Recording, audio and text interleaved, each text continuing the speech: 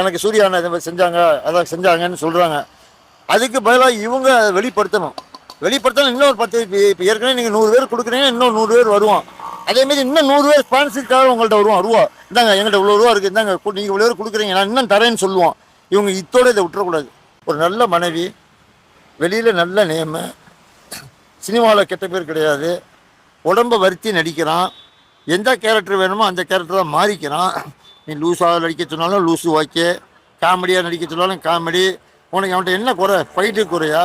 எல்லாம் நவ அம்சமாக அவன்கிட்ட இருக்குது. யாருமே செய்யாது. அவன் கொள்ளையடித்த காசை சேமிக்கிறது, அதை கணக்கு காமிக்கிறதுக்கு வேண்டி ட்ரஸ்ட்டுன்னு ஆரம்பிப்பான்.